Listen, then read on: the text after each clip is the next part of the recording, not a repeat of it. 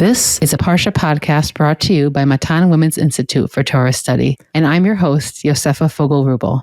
Let's learn.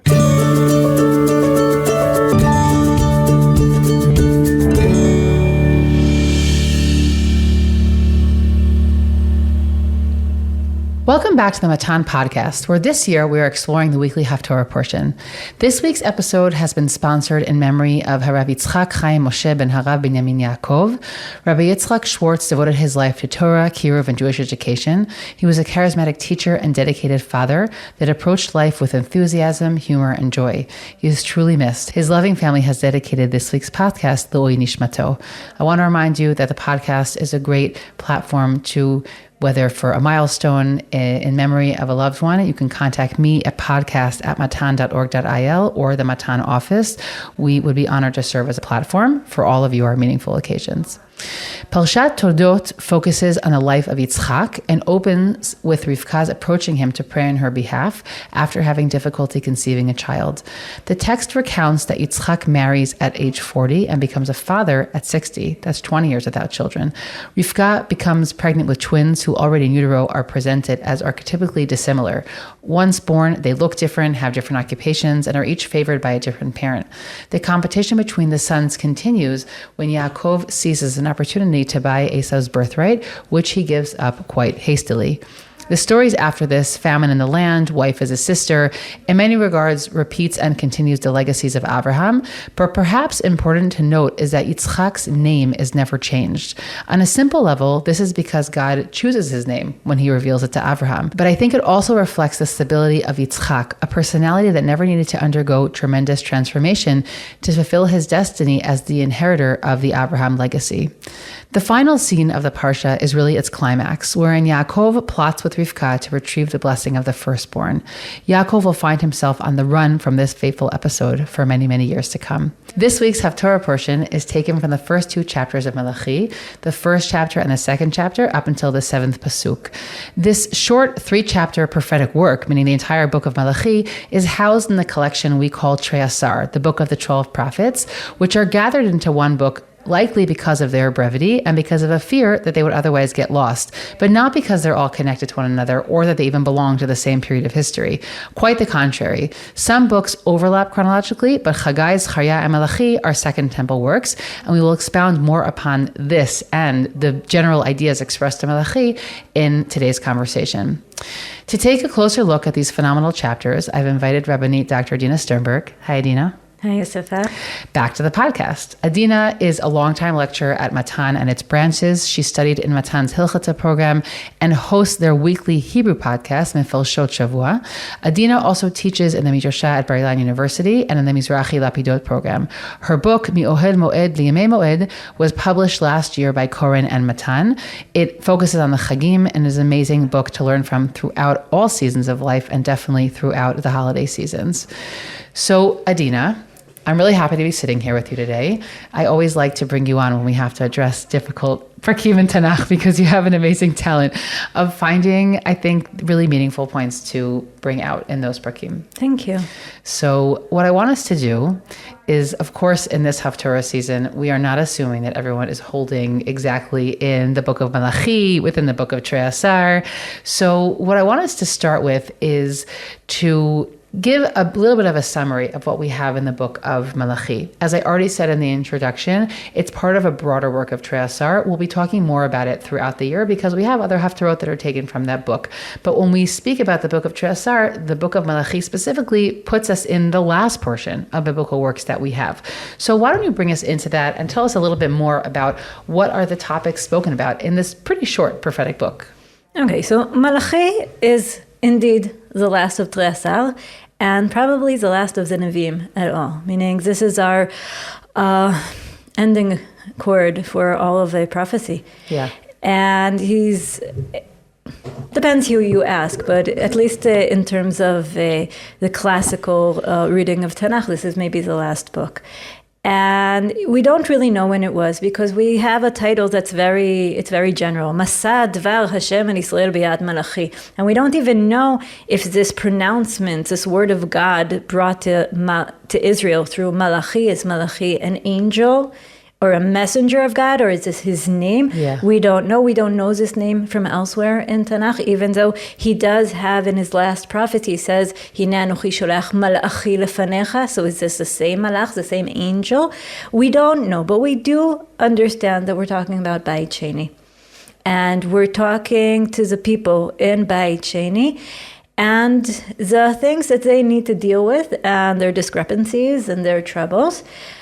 Before we even start, we must say Haggai and Zechariah, who are also prophets of Bayit Sheni, are mentioned in the book of Ezra as being the prophets of the time of Zerubbabel and Yeshua, and the ones who ultimately bring the people who by then might have been a little bit despaired from actually building the Mikdash, because they made Aliyah after Cyrus's declaration. They came and there were so many troubles and things didn't work the way they wanted to. And at a certain point, Haggai and Zechariah come and say, the time has come, the time is now. And they go and they build, which I love, because it means that there are prophets that actually made a difference in the world. Right, it actually worked. Most of the time we feel like they failed, right? Right. Listen to So them. Haggai and Zechariah, Haggai says, it's the time, and the time has come, and everybody gets up and they start building the Mikdash. So we know that Haggai and Zechariah are there at the beginning of the Mikdash.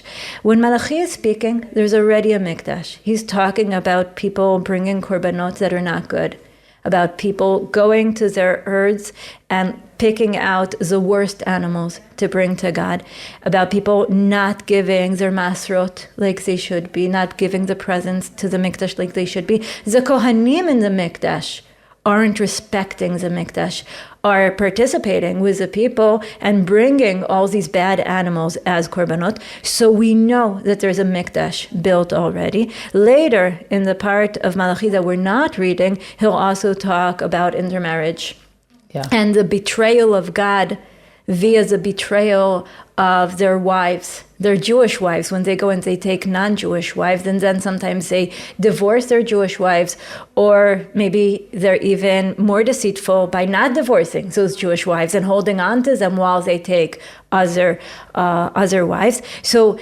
because of this topic of the intermarriage, many say, these were the same issues that Ezra dealt with when he came on Aliyah. He came to the land of Israel and he sees people intermarrying, and that's one of the things that he takes care of. And later we'll see also Nehemiah together with Ezra also trying to promote the whole idea of bringing the masrot to the Mikdash and doing it seriously and doing it in an organized fashion, and that also is something that Malachi is talking about. So it's very easy to put Malachi together with Ezra and Nehemiah. It's so easy that people will come and tell us that Malachi is actually Ezra. Right.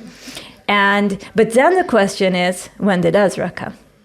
Because that is a very big dispute in the studies of Tanakh. Because what we have in the book of Ezra and Nehemiah is the people come together with Zerubbabel and Sheshbazzar in the first one or two aliyot right after the declaration that we can come back and build a Mikdash. And we know it takes time, about 18 years from when the declaration was until they actually started building the Mikdash. And they finished building the Mikdash in the 6th year of, how do you say it in English? Darius? Yep. Okay, Darius, it's probably something else in Persian. But the 6th year of Darius, they have Chanukah Habayit. That's when the Mikdash is finished building, and they do a Chanukah Habayit, etc. The next chapter, we hear that Ezra is coming, and it's the 7th year of Artaxerxes. How do you say that in English? Xerxes, but there's a debate if it's Xerxes or another one, so we'll just leave it as it is. And we know Xerxes is also maybe Achashverosh. Exactly, So that's part of the problem, that all of these Persian kings, there's very big mess there. But, so if you ask Chazal will tell you Artaxerxes and Daryavish was the same person. Yeah. And so if we came from the 6th year of Daryavish, and now we're in the 7th year of Artaxerxes. So Ezra came the year after the Mikdash was built. And then we have a certain kind of continuum, and Ezra is there for all of the beginning and all the first era of this new Mikdash. However, if you ask biblical scholars and historians, they'll tell you there's about 60 years in the middle.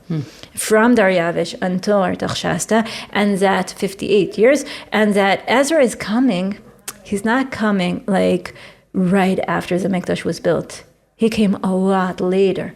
Jews were still living in Galut. Jews were still part of the Persian Empire. They were still have very important roles there. Ezra was an important person. And later we'll find Nehemiah as an important person there. And they come here many years afterwards. And what they see is that people are intermarrying. And they see that there is a mikdash and it's working, but people's heart isn't in there. And if Chazal indeed says that Malachi is Ezra, I want to go with them on that, but say that it's Malachi Ezra that's coming when the mikdash has already been working for many, many years. And it's not the excitement of the beginning. We're not talking about people bringing the korbanot after so many years that there wasn't a mikdash and being so excited about it. Because if you're so excited about the mikdash, you're not going to be bringing stolen animals and animals that have blemishes and all your sickly animals, which is what Malachi is telling the people. So what I think is that Malachi comes really at a time when we're so much into Bayit Sheni that people have lost their enthusiasm. They aren't excited anymore. And everything becomes so mundane and not exciting.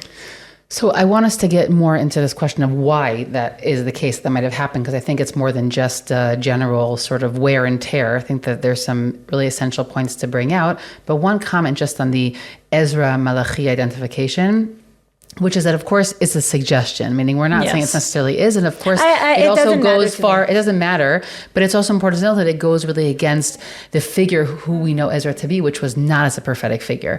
And part of what most of the time we see as unique in Ezra, and what Chazal highlight as being unique to his figure, was that he was almost like the first chacham. Like he's the first model of the communal rabbi. And it's dafka not through prophetic powers that he has that. So I think it's worth just remembering that maybe it's sometimes even maybe better to keep them separate. But the idea being, and I think the point you're making here, which is really important, which is that when we say Bayit Sheni or a second temple prophet, we have to be really careful about what period we're speaking about, because we don't have a lot of second temple works, but we do have sort of two more distinct periods. We have the early kind of excitement, that period of time that was prophesied by, the Prakim and Yeshayahu that we saw a few weeks ago in our Haftorah. But then we also have clearly a few decades into the program and the process, and then dealing with the realities that they see on the ground, of whether it's the intermarriage, which of course, as we said, is in Ezra and Nehemiah and also in Malachi, and dealing with the phenomenon of the general sort of lackluster interest in what's actually going on and doing our best. Exactly. Now,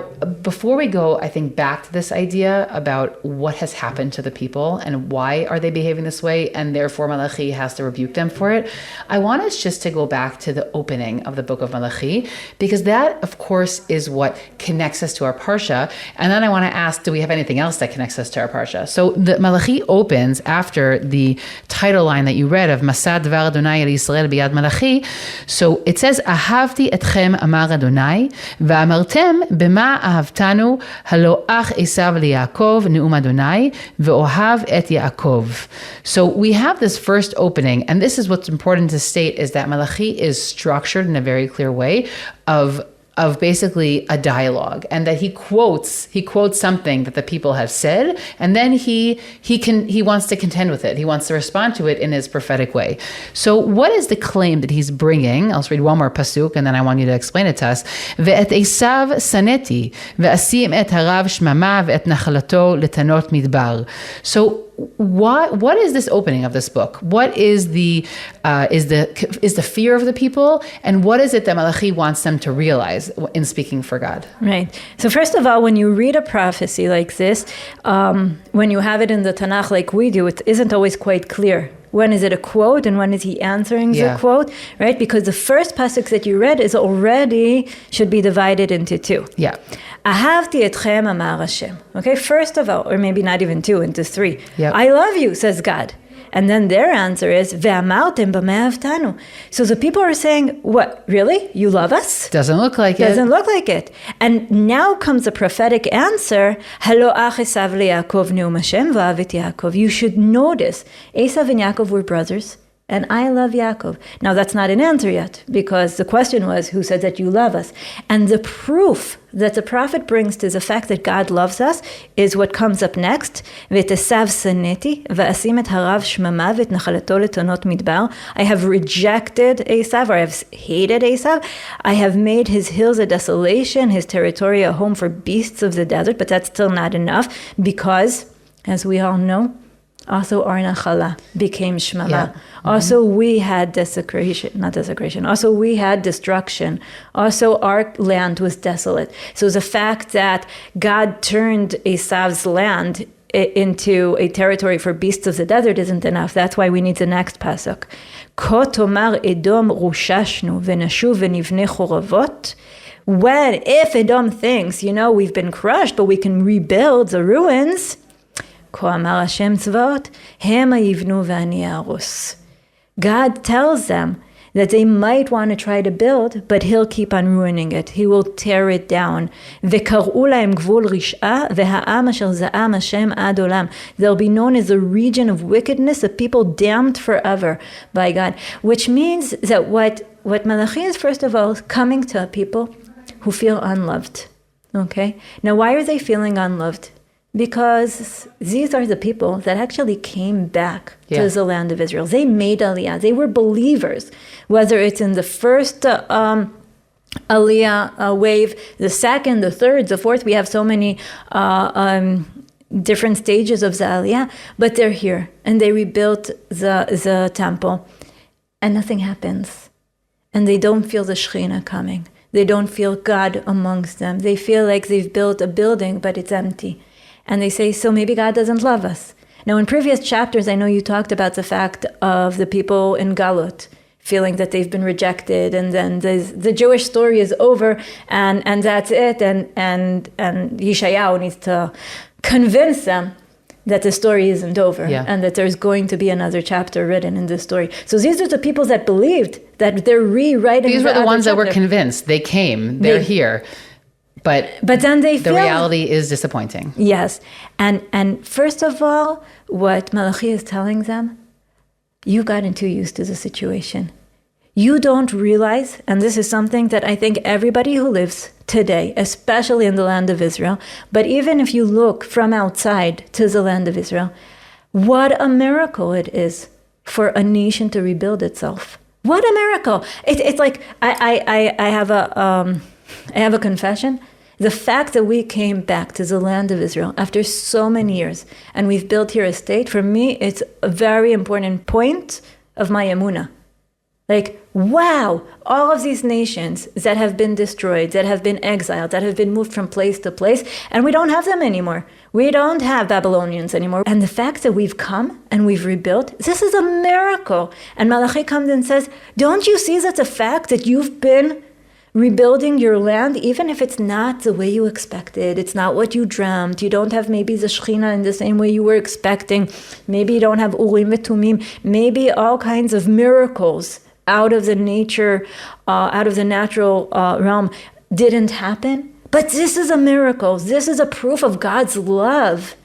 This is amazing. First of all, look at this. And if it's hard for you to see what's in front of your eyes, move your head a little bit and look at your neighbors.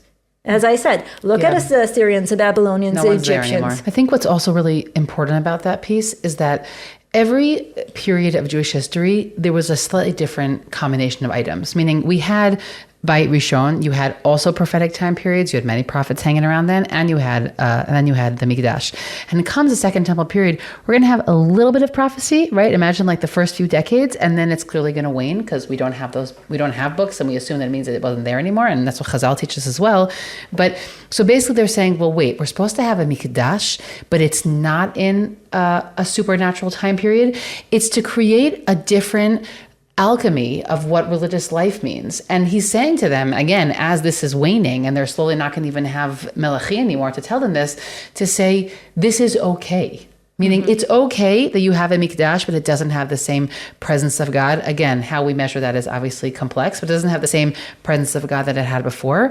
And again, if you obviously we're bringing it now to our lives in the past, 70 years, but But a lot of times this piece comes up of, how do I look at the modern state of Israel? What kind of fulfillment of that is that of the dreams we had over the centuries? And the question becomes, was your dream throughout the centuries, was it something that was realistic? Who says that that's what, Yemot Mashiach look like? Or who says that that's what it's supposed to look like in the future? And I think that what Malachi tells us that he's really sharpening for us is this idea that a lot of times what we envision will be is not even what's supposed to be after that, because we're building it off of a different time period. And maybe we'll have elements of that time period that will continue with us or be revived in a new time period, but it's going to be a totally different makeup of what that looks like. Yeah, but we do have to be honest with ourselves and say there is a reason why they were expecting it. We have the prophecies of Yeshayahu who talks about, the deserts becoming full of water. Yeah. You can always say it's a metaphor, but there is a reason to believe that we're expecting something out of the ordinary. Yes. And even Chagai and Zechariah also hint to that. And maybe part of the problem is that we didn't rise to those standards. We didn't do what we needed to do in order to invoke those supernatural promises. Or also that it's something that happens over a period of time. And the question becomes, at what period of time are we stopping for that moment and saying something here is missing? Meaning it's true that it's missing now, but maybe in 30 years from now, we'll be here. That's true too. And I also think in the part of Malachi that we don't read, that we read in Shabbat HaGadol, which I'm sure you'll get to, but I'm allowing myself to comment on that now. One of the big issues of Malachi is that people are walking around and saying God doesn't see us, and saying it's not worth it to be good people. The bad people are enjoying life much more. Yeah. And one of the things that Malachi tells them is, to be honest, there is going to be a day of Yom Hashem HaGadol V'Hanora where God is going to appear. And everybody's going to be judged exactly as they are. But believe you me, I'm not sure you want that. Because he's going to notice all the petty thefts. And he's going to notice when you lied. And he's going to notice when you made an oath that was blasphemous. And he's going to notice all those little things. Because when there's a divine presence that sees everything, they're going to see the bad people and they're going to be punished. But also the people who convince themselves that they're good, right. The people who think that they're wonderful, he's going to notice.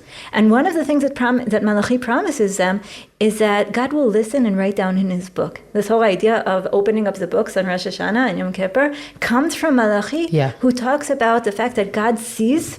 And even if he doesn't reply right now, even if he's not commending you right away and giving you your blessing right now and not bringing out thunder and lightning from the sky and dropping dead all the bad people, but God is going to write it down in his book. And when the day comes, he'll give the reward to whoever deserves. But Malachi also says, it's not that great to live in a world where every single thing that you do gets a reaction. Yeah. We don't really want to go back to the times of the desert, where Bnei Israel are in the desert, and if you say Lashon Hara, the cloud comes down and you get leprosy. Okay, that's a scary time.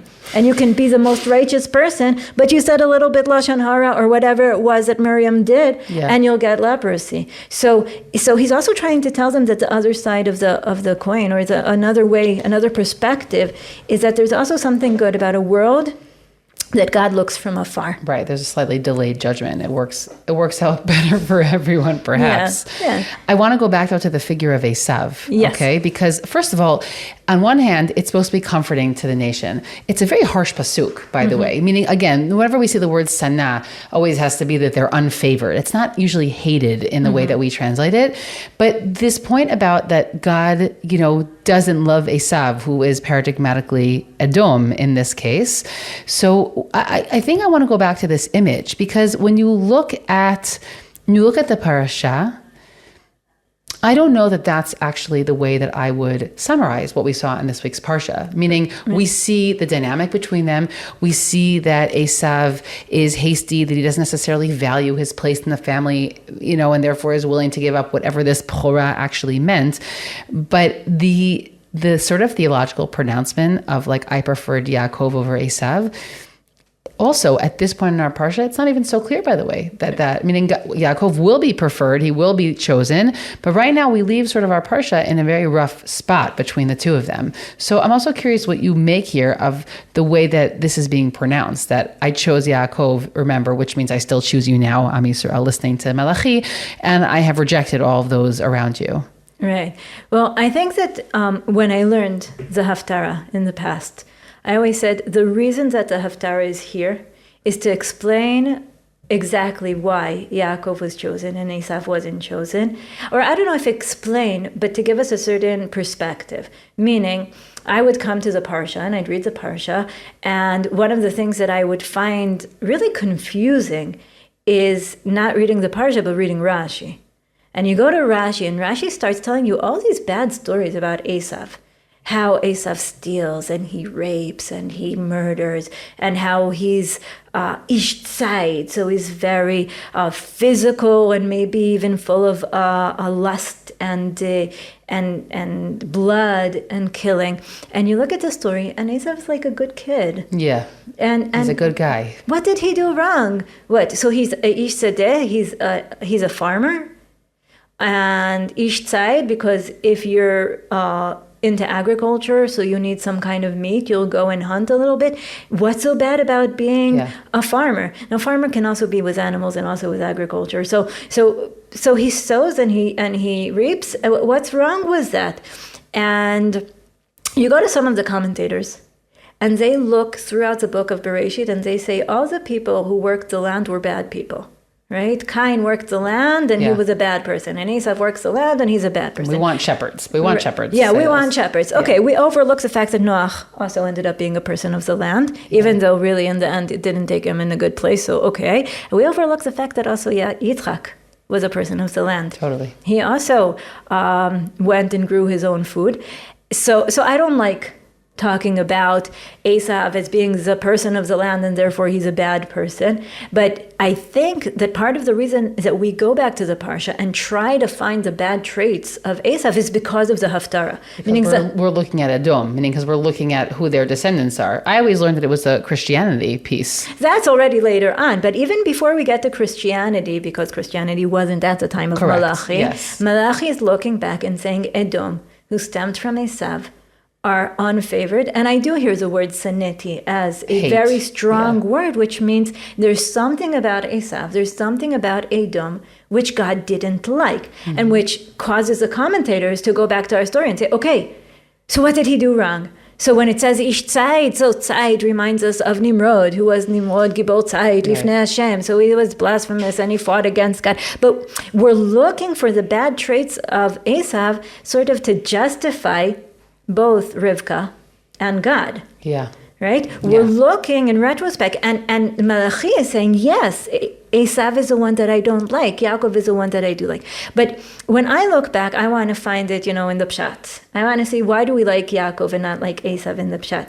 And I mentioned that Esav reminds us of Cain, because both of them work the land, and some people say that's already enough.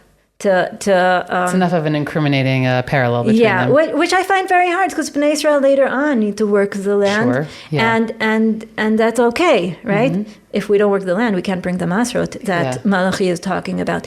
So I find something else in the parsha, and at the beginning that was enough for me. So first I'll say that, and then I'll say where my thought progressed after that. But I noticed something very interesting that connects between Esav and Cain. That is, both of them, when they feel that they're being wronged, like they feel that someone else is being favored.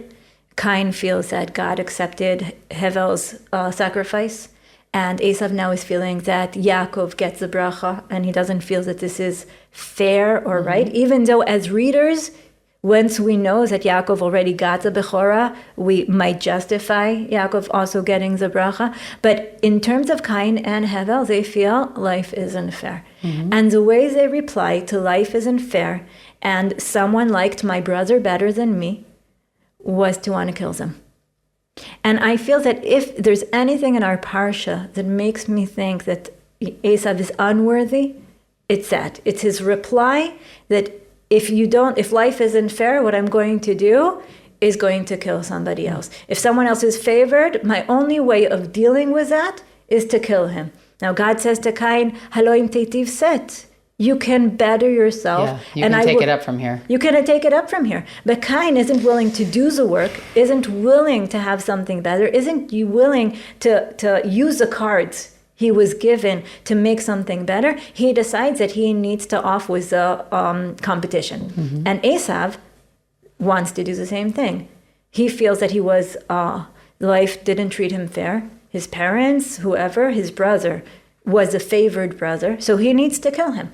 And for many years, that was where I stopped, okay? Which is Yaakov was chosen because Yaakov accepted whatever he was given, whatever he was dealt, and if he didn't like it, he worked to make the world more like he thought it should be. Yeah.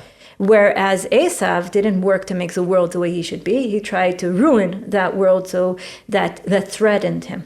The thing is that if you look a few Parshat ahead, you see that the truth is that also in our nation, we have exactly the same response, when Yaakov's sons feel that they've been wronged, that one son was favored, that someone else is getting the spotlight. And they just try and eliminate him. And they try to eliminate him too. Mm-hmm. So then you ask yourself, okay, so let's go back again to the question.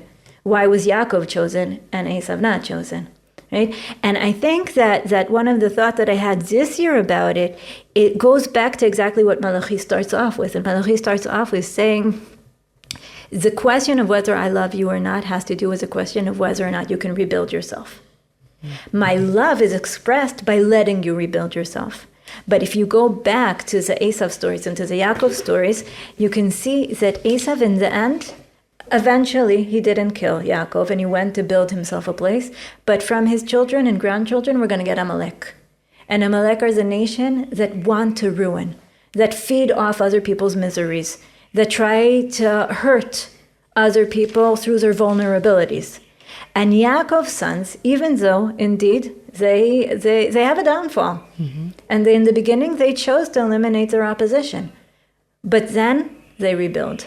Then they decided to have some ownership over the story, and they change their ways, and they take responsibility for the other favored child, and they try to make amends, and they try to fix themselves. So maybe part of what Malachi is trying to say is that God's favor is expressed through the ability to rebuild, but it also becomes because we are the kind of people who are also able to rebuild ourselves, also able to own up to our disadvantages and to our mistakes and try to fix it. Whereas Cain and later Esav went off the way trying to eliminate opposition and not going to the world of rebuilding, Yaakov's children later on caught themselves and tried to make something different. I think, first of all, that's a beautiful and a very, very powerful idea. And I'm just happy that you brought it here, period.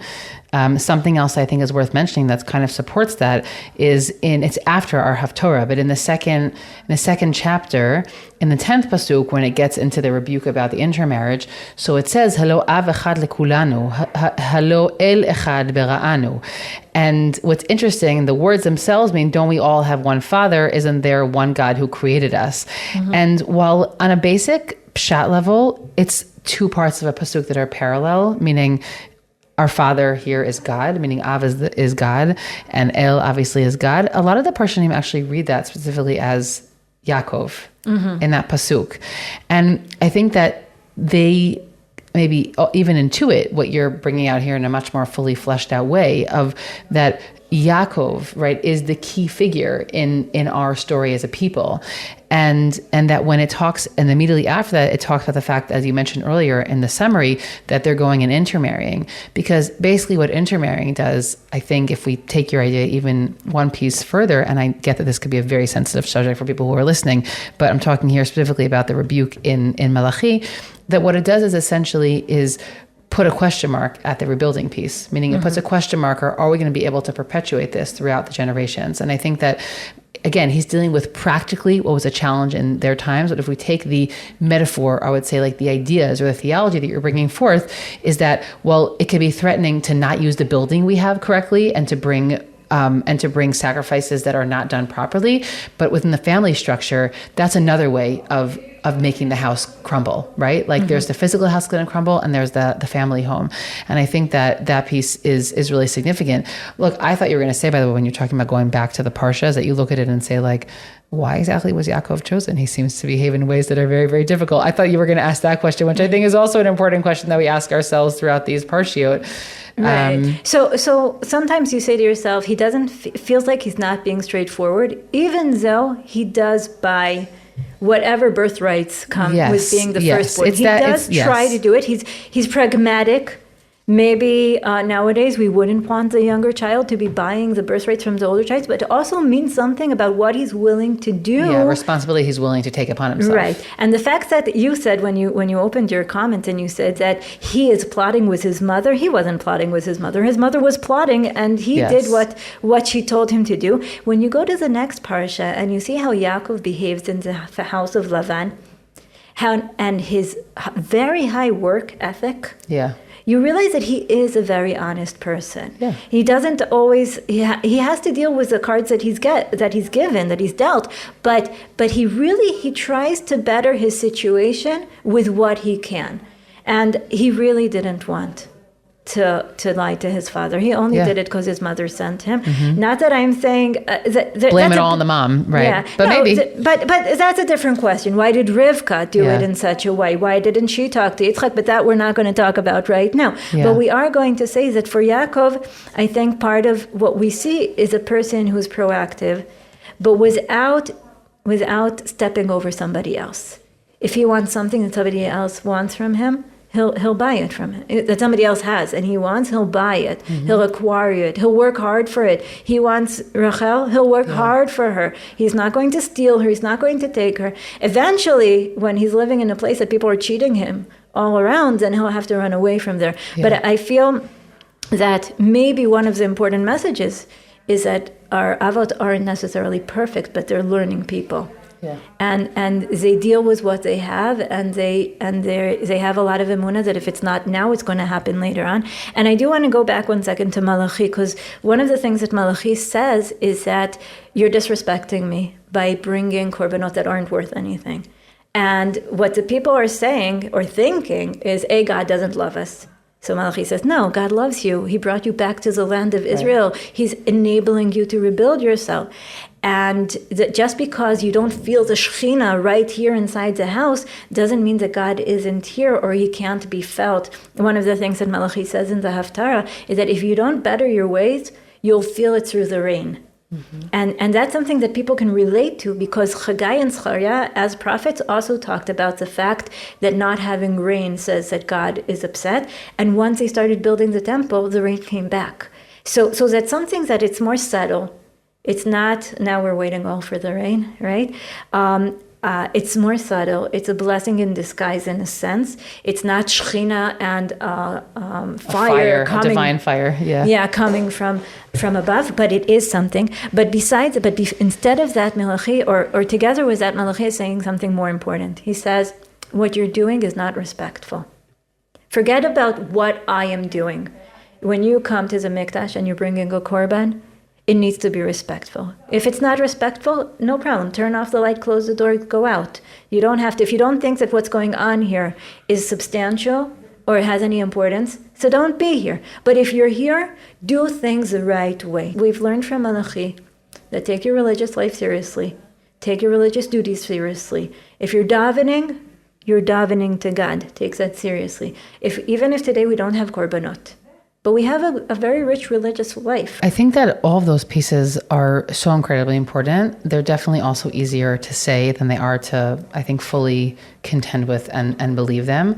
But what I think is also important, maybe we'll just end with this, is the idea that Malachi, as sort of probably our last prophet, again, whoever he was exactly, that we really see Am Yisrael in transition. Now, in the Parsha, in our podcast, we're going to keep going back and forth between different periods of time.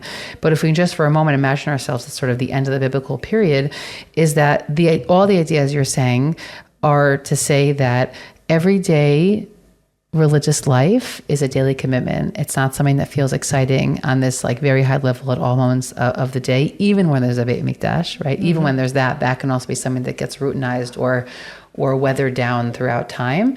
And the idea that putting in the effort of believing that there's a bigger story that we're a part of. Look around the world, look at history as a way to remind yourselves of the fact that God loves us, that all these, as you said, if you think about them, are all like key beliefs that will play a different role at different moments in history afterward. Meaning the belief of God choosing us, vis-a-vis the Christian world, right? And which obviously this is going to be it's a continuation of the Edom Israel dynamic, and the idea that religious life. So if you're not going to do it well in the Mikdash, then do it well privately, right? Is going to be what carries us through 2,000 years of Galut, where basically we discover that Torah can apparently be portable and doesn't have to be linked to a particular place. So like a lot of the kernels of the ideas in Malachi end up being, we take them with us and carry them very deeply in order to get us through those 2,000 years. And then of course we come back to the same idea when we come back to Israel and we say, so we were out of here for so long, we came up with almost like a fantastical version of what this was supposed to be like. Yes, based on many psukim, but maybe not realistic because it's not going to happen that quickly. And then Malachi in this prophecy reminds us that these things take time and that it's a process until it's built. And even when we think something is built, it's still not 100% perfect. And I think that it in itself is a miracle. Right. It in itself, the thing happening, right? The thing happening and us being here is itself a miracle that we need to marvel at and use that as a prism to see God's presence in the world. So I really want to thank you in the name of all of us, because I'm sure many of us have not opened up Malachi in a long time. And so I feel that we spoke about more than the Haftorah this week. We really got through a lot of the Sefer. So I appreciate that. And always a pleasure to talk to you, Adina. Thank you very much. Thanks for listening to this week's episode from Matan Women's Institute for Torah Study. If you would like to sponsor an episode, please contact the Matan office or email me at podcast@matan.org.il. Please do us and all women's Torah learning a favor and share this episode with all of your friends and family.